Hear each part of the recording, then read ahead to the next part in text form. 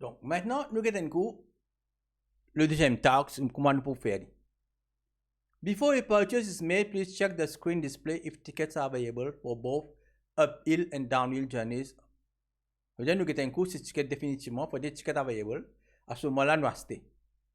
Et puis, nous avons calculé un ticket, combien il coûte et qui discount nous peut donner. Effectivement, nous upgrade le discount. Donc là, nous avons un coup, comment nous pouvons vendre purchase of tickets. Donc, le minimum ticket qu'un dimanche capacité, c'est 1. Et quand il y a un ticket, il pas répondre. Mais si par exemple, c'est un dimanche, disons, au lieu de mettre 1, il met 0. Est-ce qu'il est bien accepté? Non. Là, vous trouvez, là, on fait une validation.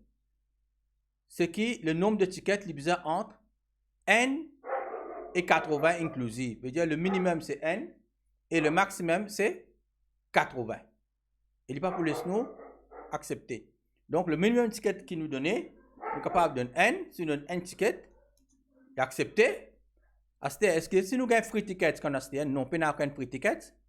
Combien de tickets il faut bien payer, il paye pour N. À ce là, departure time, nous dire qu'il est bien parti, disons, il pour aller 9h. Il met 9h, il pour retourner 10h, il choisir 10h, ok? Ça veut dire, departure time 9h, il retourne 10h. Combien de passagers pour un seul passager? Cost of one return ticket veut dire, return ticket c'est aller-retour, il coûte $50. Cost of uphill, ça veut dire 9h quand uphill, il coûte 25. Cost of downhill, il coûte 25. Et combien il paye pour ce ticket? Il paye 50.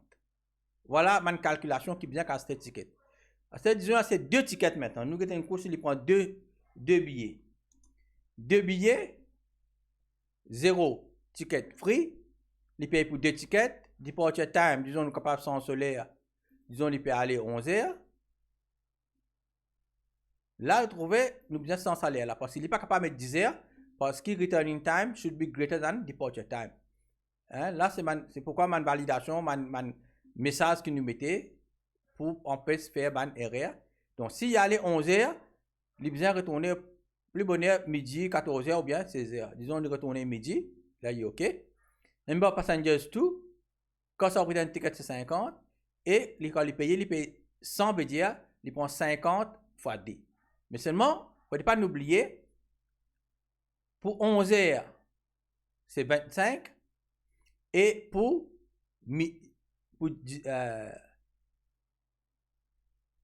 midi, les 25.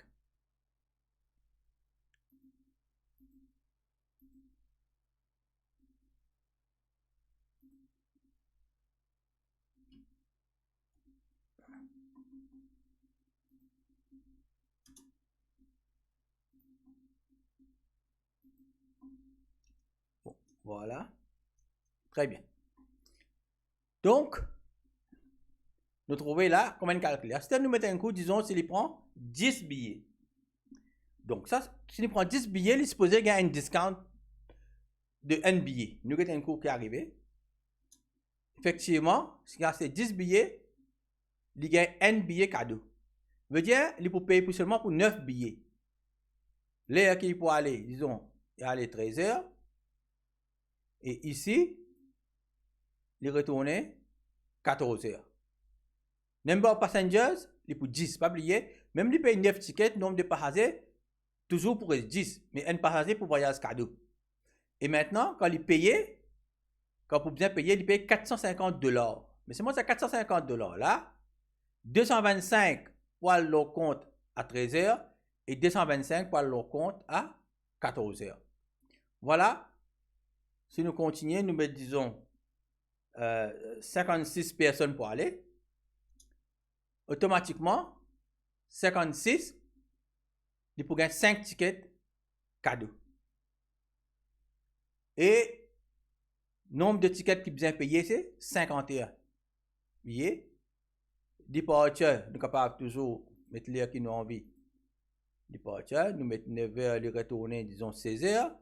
Aucun problème. Nombre de passagers pour 56. Cost of one ticket pour 50. Uphill 25. Et cost of ticket, bien payé 2550. Encore une fois, Maurice Ali, 2550 là, bien division en 2. Parce que la moitié casse pour aller dans le groupe 9h et la moitié casse dans le groupe 16h. Voilà, maintenant, nous avons un cours qui nous donne, disons, 81 tickets. Vous trouvez? Ça aussi, il n'est pas accepté. C'est-à-dire, il finit une limitation, il besoin entre N et 80. Et si nous mettons 80 tickets, free tickets pour 8, tickets to be paid 72, departure time, nous sommes capables de dire 15 heures et de retourner 16 heures. Nous sommes 80 et comme casse payé 3600. Voilà ce qui concerne. Mais pas oublier, nous avons un link dans le programme qui nous pouvait faire. Nous avons un link ça, deuxième talk là avec le premier talk. Voilà un petit peu en ce qui concerne le deuxième talk. Il consiste le purchasing of tickets.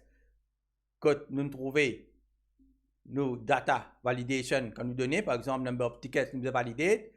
So range besoin entre N à 80 inclusive, veut dire, il commence à partir N, il termine à 80. Moins ce qui N, il ne faut pas y accepter, plus 80, il ne faut pas y accepter. Et aussi, nous trouvons que sa departure time là, il est important et returning time. Departure time, toujours plus bien, plus bonheur que returning time. Hein? Là aussi, nous mettons une validation qui ne peut pas faire erreur là. Et calculation qui nous fait, les calculer cost of ticket, là en général, mais nous sommes capables de calculer ici dans nos tableaux qui nous mettons là-haut parce qu'il y a 8 journées, ça veut dire le tableau qui peut avoir 15 heures dans ce cas-là, il va paraître $1,800 et dans le tableau 16 heures, ça veut dire uphill 15 heures, $1,800 et dans le tableau downhill 16 heures, il va faire $1,800 et il faut ajouter au fur et à mesure qu'il ticket demandé. Voilà, nous finissons terminer le talks 2 et maintenant nous pourrons faire le talks free.